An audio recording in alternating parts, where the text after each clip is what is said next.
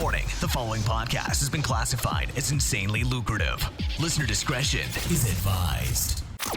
Because if you can do that, you're going to be within the weight and the dimensional sizes that Amazon allows, where they don't start charging you excessive fees. Your attention, please. Listening to the AMPM podcast may cause recurring revenue streams and unfair advantages over your competitors. Other side effects may include fatter wallets, fired bosses, and longer vacations. Listen at your own risk. Here's your host, seven-figure entrepreneur and online marketing madman, Manny Coates. Manny Coates. Hello, everybody, and welcome to the AMPM podcast. My name is Manny Coates, and I'll be your host. And this is the show where we discuss how to generate recurring revenue streams that come in 24 hours per day during the AM and the PM, hence the name of the show. As a matter of fact, I was just at the dentist. And while I was at the dentist, guess what, guys? I was making money. How cool is that? Pretty cool, I think. So today we're going to be doing a Q&A. I am here with Guillermo, my awesome sidekick, the mastermind behind so much of what we do. How are you doing, Guy? I'm doing well, Manny. Thank you. Awesome. So we're going to do things a little bit differently today. We're going to be taking questions that people have sent in at ampmpodcast.com. We have a section where you can either leave a voicemail or write your questions.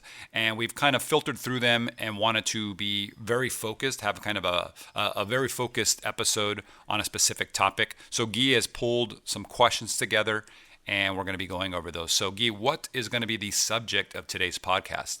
Well, today is all about FBA fees. I have 3 questions lined up for you. Okay. All right. Great. So 3 questions. Should be able to hopefully get through these efficiently and quickly. Yes, I'm sure. I'm ready when you are. Sweet. So let's go ahead and get started. The first question comes in from Luis. It says, "Hey, Manny, thank you for the information you're putting out on the podcast. Great stuff. I've gone through a few products and I'm considering one in particular, but I'm confused about the FBA fees. Can you please go over the fees Amazon charges? Thanks." Okay, great question. And this is actually a tricky area for most people that are starting out, because when you first look at all of the fees, the listings of all the fees, there's a lot of little chunks here and there, right? So I think there's 2 main fees that we've got to consider here. The first one is the referral fee, and the second one is the FBA fee. I don't have the question in front of me, was he asking about the FBA fee or the referral fee or both? It says FBA fees, but I definitely think we should go over both. Okay, so let's talk about the referral fee. The referral fee is nice and easy. That is a fee that Amazon charges you no matter what. This is going to be, as long as you're using FBA, they're going to charge you 15% of whatever your product is being sold for. And the 15% does vary on just a few categories like video game consoles and industrial and scientific products. But typically, it's 15%. A few things, personal computers as well, I think it's 6%. So just check into your listing and see what they are. But overall, most of them are 15%. And they have a minimum. The minimum is $1, but you're probably never going to be that low. So 15%. So if you're selling a product for $30, 15% of that is $4.50. That's going to be your Amazon referral fee. Does that make sense? Yep. Cool. Okay, so now the FBA fees. This is where it gets a little bit more tricky, because the FBA fees are based not on the product price or what you're selling for. It's based on the product itself, the dimensions, the weight, and Amazon actually handling that whole order for you and sending it out. So the way it works is there's an order and handling fee, okay, and that's $1. And then they have a pick and pack fee, which is $1.06, I believe was the last time I saw it. Amazon fees, by the way, guys, change on a regular basis. They put I think they just did an update a couple weeks ago on some of their pricing. One of them was the weight handling. So the weight handling is typically, just to make things nice and easy, about $1. So you're looking at roughly, I would say $3. $3 is what your FBA fees are going to be. But that changes based off of weights and dimensions and how big things are. So we've talked about this before in the podcast, where we say, try to keep your products under a pound or 2. And try to get them to fit inside something the size of about a shoebox. Okay, because if you can do that, you're going to be within the weight and the dimensional sizes that Amazon allows, where they don't start charging you excessive fees because, you went overweight or you exceeded the dimensions, the size of the particular product. Now, Guy, I don't have it in front of me, do you have the actual dimensions, or do we want to talk about that, or do you think that'll confuse people?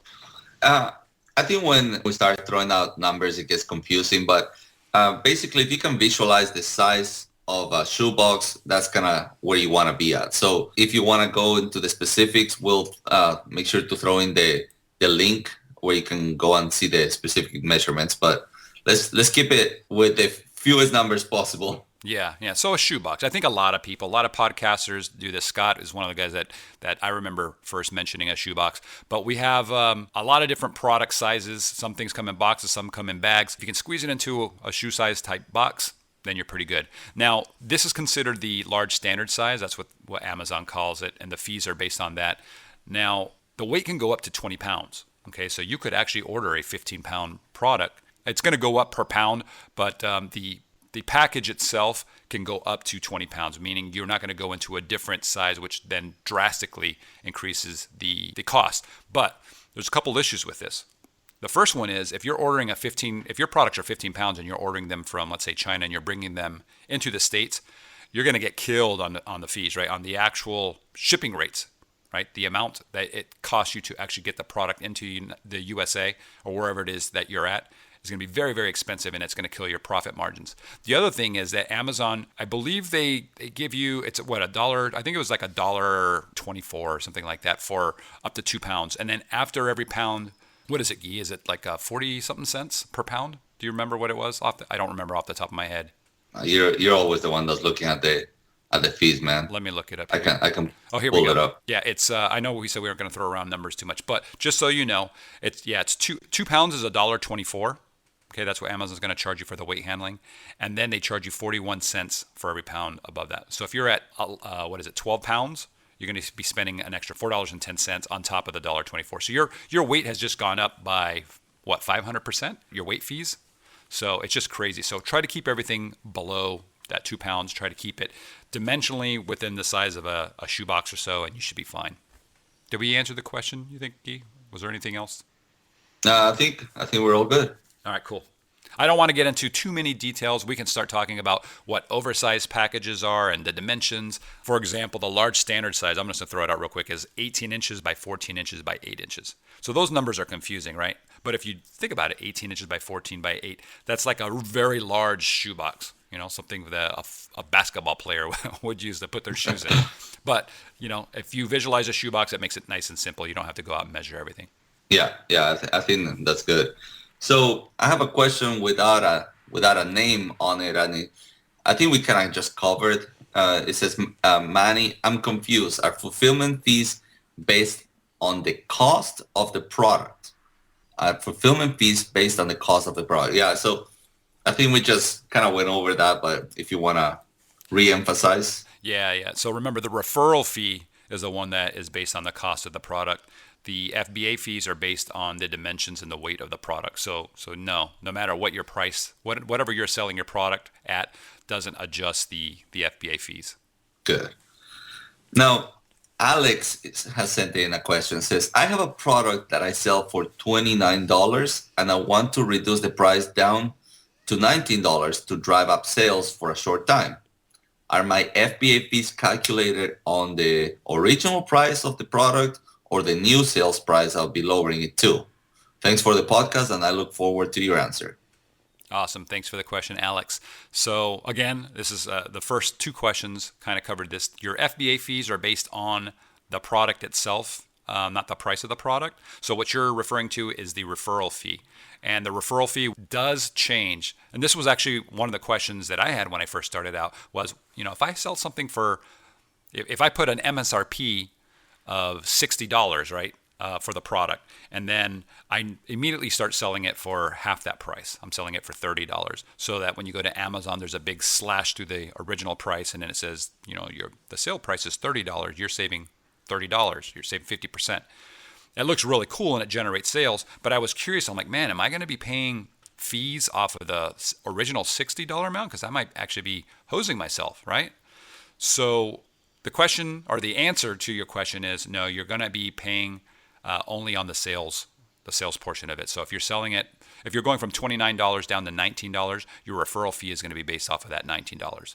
So rounding that up to $20, your referral fee is going to roughly be $3 versus if you were at, what was he at? $30, right? 29? 29 going down to 19. Yeah, so you're right around $4.50 for a referral fee, and you're going to go down to about $3. So you're going to save $1.50 roughly per unit that you sell when you do that in terms of the referral fee. Yeah. Does that answer the question? Now you have to decide, obviously, that's a big drop. You're dropping a $10 amount. So even though you're saving $1.50, you're dropping $10, so you're losing $8.50 in total, I guess, additional profit. So I'm assuming you're doing this just to build up your BSR and try to get those sales going so that you can get your organic search terms to move up onto the first page. I assume that's what you're doing. Yeah, it looks like he or she, it says Alex, is just bringing it up just to increase the sales temporarily. So I imagine it's going to be a short-term promotion, but it definitely is going to take a hit on the ROI. Yeah. So those were great questions. Is that it? Was it those 3 questions? Yeah, that's all we have for now. I always look forward to getting those questions on the website. Looks like some of our listeners are shy. We haven't gotten that many audio questions, but you can actually record your question and we'll play it here on the podcast. That'd be great. So I look forward to getting more questions. Yeah. And if you guys like this kind of process, the Q&A, let us know. We'll do more of these. Typically, when people leave questions, what we've done is we've incorporated them right into a show without asking the question, and we'll just start talking about a subject that people are asking about. But if you have specific questions and you like this Q&A format, we'll continue to do this.